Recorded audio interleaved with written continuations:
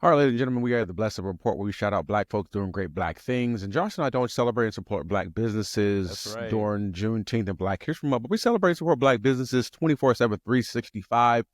But we're pivoting this week. Last week we did something, we pivoted a little bit. Normally we would shout out a Black business and try to get y'all to support a business. But this week we are going to celebrate and support and highlight an advocacy group, right? Endeavor to make the world a better place. And if Josh, I don't know if there's any time that we needed it more. These are the perilous times our grandmother told us about. I mean, Jesus is sure to come because clearly every single day there's something. It gets worse. The man and ain't worse. put the ink pen down since he got in the office. I mean, just writing. I mean, listen, the quill. He's using the quill at this point. He don't even know what that is. He don't know what that is. It's Inkmate. He's tapping on his tongue and he's just signing. He ain't even proofreading or reading it. They're just like, oh, okay, I'll just sign it. But this week we wanted to celebrate and support Break the Cycle Scholarship, and the mastermind behind that, Charles, is here. So Charles, before we get into kind of understanding what you do and how you do in ways that we can support, talk about yourself real quickly, introduce yourself and all that kind of great stuff. Yeah, man. For those who don't know, I am Charles Merritt. A lot of people think I was born and raised in Memphis. That's actually not the case. I'm actually from Galveston, Texas, which is about an hour outside of Houston. But at 5 years old, I moved to Memphis. Most of my upbringing was in Memphis, Tennessee. So I just tell people I'm from Memphis just to keep it simple. I'm from there. Essentially, just a little bit about me. I was in sports. I played basketball, ran cross country, flag football, things like that. I was super involved growing up, even in high school, and it just translated through college. Then essentially what happened was, sorry about that, my phone, but essentially from there, really focused on sports management, more behind the scenes. I got my bachelor's in sports leadership management from the University of Memphis.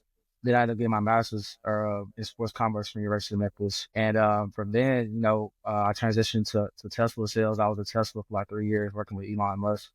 Then I transitioned to pharma sales. I was in Pfizer for a little while. And then right now I'm in medical device sales. And I, that's just a little bit about me. And also, too, I am involved in the Natural Justice Society. Essentially, that is what is housing the Break the Cycle Scholarship model, which is what we're going to be speaking about today. Thank you guys for having me. Wonderful. And you said Memphis and Houston together. That is a combination. Yeah. That is a combination. Yeah. I will say, man, it's a blessing because, like, being super involved, man, it really, really helps because Memphis and Houston they're really good markets. I know it's a lot of stigma around Memphis and whatnot, but it's a really good market to have. I believe that really built the hustle inside of me. Like, that's a city of hustlers, man. Like, they sell anything, any and everything. That's what they're going to sell. Like, even when I travel, man, the most successful people in businesses are from Memphis. You know what I'm saying? So that's crazy. And then also Houston, having ties with Houston, a lot of people, as you and I both know, a lot of people move from Memphis to Houston, right?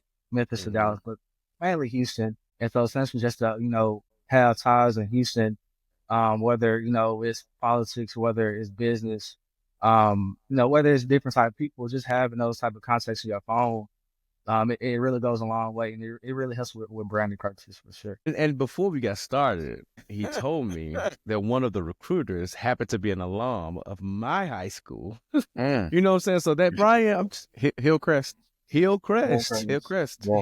Ambition, success, the best is what they say. I mean, y'all made it out alive.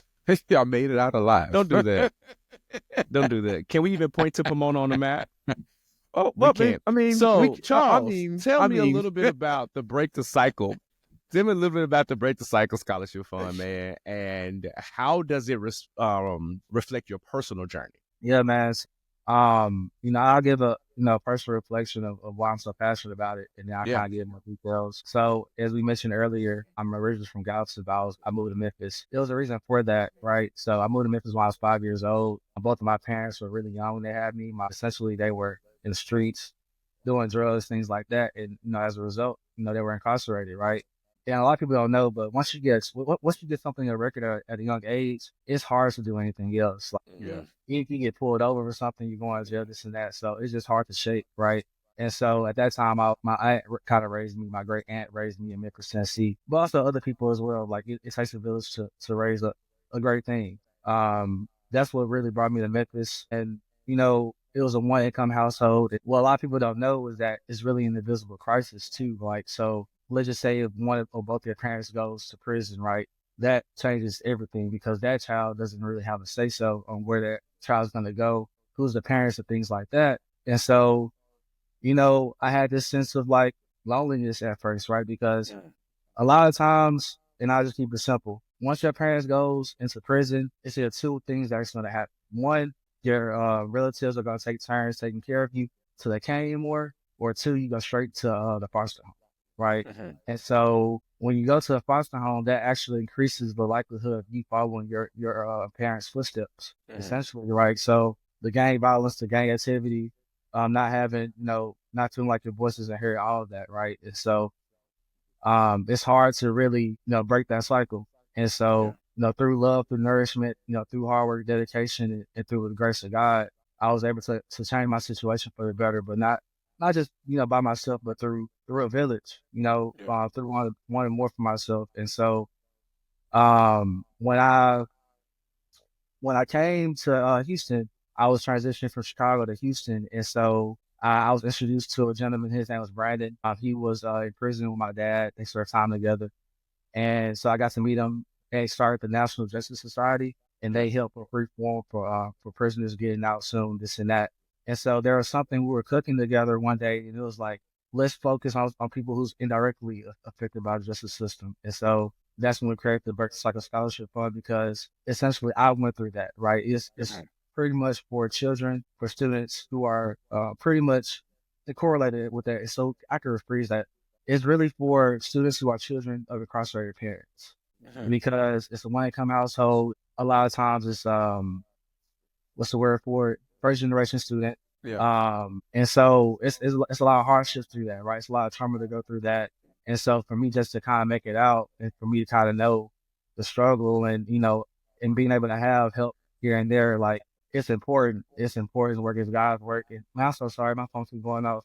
But because I'm not here for work, I'm sorry. But essentially, with all that being said, man, like, God just put it in my mind and my heart. Like ever since that day, he was like, hey, you gotta do it. You gotta do it. You gotta do it. And so I was like, man, like for me for this to kind of fall in my lap at this day and stage of my life, man, I was like, I gotta go for it. I gotta be a voice, because like I said, it's an invisible crisis. A lot of people don't know about it. Like, if you guys probably wouldn't even know my situation if I wouldn't have told you, right? And so it's a lot of people out there like that. And so generally, it's based upon my experiences. It's based upon the trials and tribulations I went through, not only growing up, but also going through college by myself, essentially. And so I just want to be able to give like a beacon of light for those who are going through the same thing, to just give them words of encouragement. Is going to help them to really get pushed in the right direction, because a lot of times, man, somebody just needs to know that there's a chance to make it. They gotta know that sometimes, like, there is help, right? And they may not feel that support all the time, because I was in their shoes, but just getting that type of feeling, man, that really, pushes the button, that really gets you going. So, Yeah, and interesting thing is that we're pretty transparent on this podcast. I mean, you said something a little earlier in terms of having parents that are incarcerated and how that affects the children. And one of my younger brothers is incarcerated, has been in prison for several years. And of course it does negatively affect his children's life. And they mentioned as far as the family members having to share responsibilities in raising and providing and all this kind of thing. So I definitely understand what that looks like. My brother has 3 children. Who we've over the years have had to like step in and try to find places and spaces and emotional well-being as far as getting therapists and all that kind of stuff, and financial support. So I definitely understand that and how that can affect them which way. So this is amazing to for you to say, I want to give back and give opportunities for folks who had situations like me. So that is wonderful. You kind of answered some of the things I was going to ask, but I wanted to kind of touch on the fact of what unique opportunities or resources, right, do you feel that Break the Cycle Scholarship Fund will give the recipients beyond just financial support? So other than just financial things, what other opportunities or resources are these folks with who need the resources are going to get from Break the Cycle? Yeah, that's a good question, man. So first off, we're newbs, right? We're all newbs on this podcast, and leadership is a thing. So shout out Kappa Beta. But essentially, I mean, it's gonna be more than just financial. It's gonna be financial literacy. It's gonna be things that you don't really learn going through school. It's gonna be how to tie a tie. It's gonna be what to say in interview, what not to say in interview. We have people on our team who can essentially also help with parole packets for their parents who potentially might be getting out. What for those who don't know what parole packet is, essentially that's what you need to get out early on good behavior, and oftentimes that requires family members from the outside to do a lot of the lead work.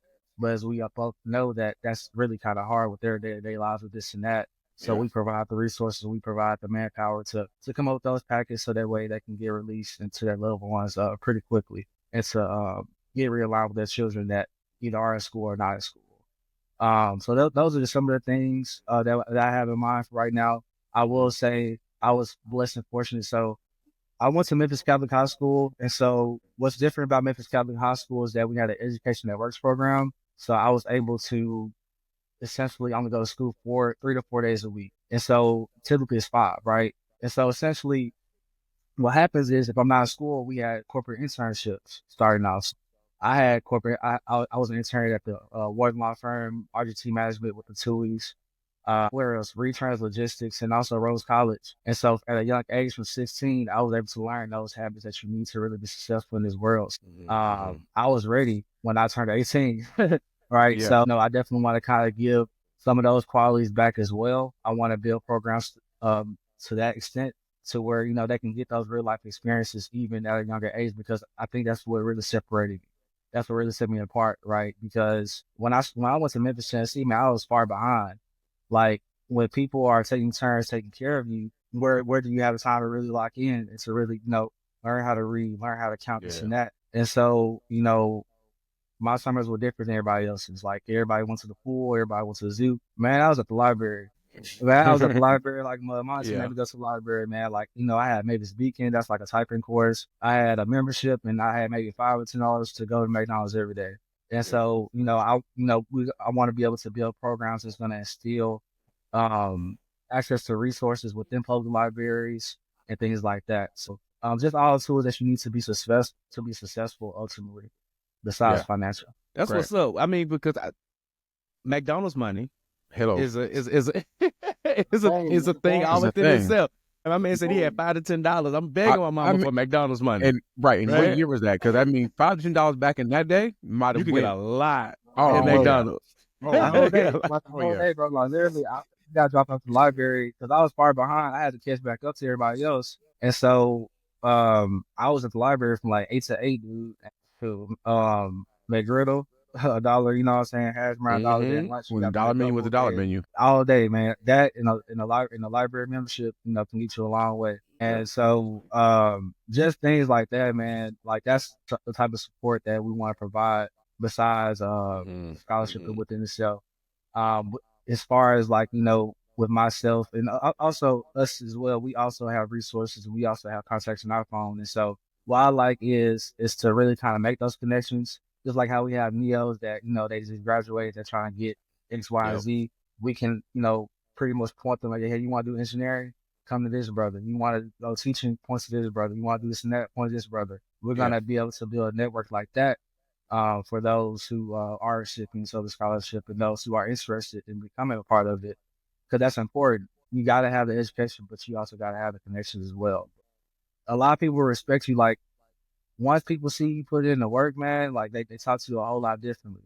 And so, if that can be instilled, I think that'll go a long way. That's what's up, man. So I'm loving everything that we're hearing. I think this is super, super important. Without a doubt. I have friends, colleagues, people I went to school with who have been in similar situations, family members, right? Who have been in similar situations. So it's definitely a need. Tell us, as we get ready to wrap up this segment, tell us, how can people support? How can people give to the fund? And then in what ways can people apply, right, to even receive the scholarship? Yeah, absolutely, man. So the goal is to really find the first recipient of the Break the Cycle Scholarship Fund in April. Because I think that's closer to when people are graduating X, Y, and Z. Now, there's going to be a twist to it. A lot of scholarships are really for freshmen, as we all know that, and typically they kind of decrease as you kind of go through your sophomore year, junior, and senior year. But ultimately, that's when you really need the money because that's when you have real responsibilities, right? And so this scholarship, man, I want to target a graduating senior that has a negative balance with their respective university. The negative balance could be prevented from graduating XYZ. We want to be able to step in and get them that push forward. We want to be able to step in and cover that balance so they can go graduate and they can go be successful. And so, if you want to help whoever's out there, if you want to donate, that's fine. It's gonna happen regardless. What we would like really is more so advice, more so how can we make the scholarship bigger, um, you know, getting this message, getting this in front of the right people, so that way it can push forward. And we also want to get it to the right students. Like if you know you're a student, if you know you're kind of may need a extra push towards the end. We're about 2 months away from April. Then we want to help us get the message out there. And then essentially what's going to happen is I say around next month, as we start getting those DMs, which it can be National Justice Society on Instagram or my personal email, charles@nationaljusticesociety.org. Um, we just want the word to go out there. We if you want to help, that's great. And just support the first, because after we find the first recipient, we want to make this big, man. Like, and actually, now I'll go ahead and say it. I want to find the first recipient at the University of Memphis because that's my alma mater. Essentially, Memphis made me who I am. That's the very call right there. And so we want to be able to have dinners. Like we want to be able to have a scholarship award dinners. We want to be able to have meet and greets. We want to make this a big thing. We want to make this a national thing. That's why we're called the National Justice Society, not Texas Justice Society, not Memphis Justice Society. It's national. So just help us spread the word, help us get it to the right people, so that way we can grow it, and so that way we can, combat this invisible crisis. Yep, wonderful. Well, definitely, we appreciate you taking the time out to kind of do our puzzle pieces and come on the show here for a brief moment. I know it's not too long, but getting the word out for things like this is extremely important. So this is one step for that. Of course, we're going to send out some information, so people can support. Before we head out, one more time, if you can, give them the best ways that they can plug in with you and connect with you in the future, and then we'll head on out. Yeah, man. So again, my business email is charles@nationaljusticesociety.org, or you can visit nationaljusticesociety.org. Those are the best ways to contact me as far in regards to the Berkeley Science Scholarship Fund, whether you want to help or whether you're a student that needs help. We accept all messages, and we're gonna keep track of everything. That's how we're gonna do it. I mean, you can also go my personal, not one person _ whatever is comfortable to you. Come as you are. And we're gonna make it happen. The man said, "Come as you are." Come as you are. Sound like church. Come on, let's do it. Let's for real. Come. But look, man, I'll leave you guys with this, man. Like I have a godmom, man, like who used to tell me all the time, like it's not about where you come from or how it started. It's about where you're going, man. And so essentially, like I was able to make it, right? Like I'm the only male in my family who hasn't been incarcerated at all, right? Wow. And so I'm smart enough to realize my environment, like I don't want to do that. I don't want to do this, and I don't want to do that because that's not for me. I recognize and I understand that I'm going to do something else. And I'll say too, the last advice, if you're going through school right now, and if you're in that situation, get involved as much as possible. I was the president of EMOC. I was the vice promark of my chapter. I was an orientation tour guide from the University of Memphis. Those things will help you kind of grow into your own. They'll help you grow your communication skills. They'll help you grow your networking skills. And it's gonna leave you with an abundance, like that mentorship that you need. Those boys you need, and parents. It's gonna all fill in, and so that's when you're gonna gain your mentorship. That's when you're gonna gain your confidence. So I'll leave you guys with that. For whoever's listening, whoever's watching, and like I said, just contact me, and we're gonna make this happen. Sounds good, man. Well, we appreciate you for coming through and letting us know, bro. We're definitely gonna put all the information in the episode description. We're gonna put it out there. Puzzle pieces. Please make sure you go support. You got the information. You got the contact. Bryan, we're gonna shift and go into the living room. Talk about something about being like our parents' personal IT and raising them, because that is a job within itself. So let's gather all your snacks, gather all your things. Let's go and head over to the living room and have this good conversation. Perfect. Thank you guys for having me.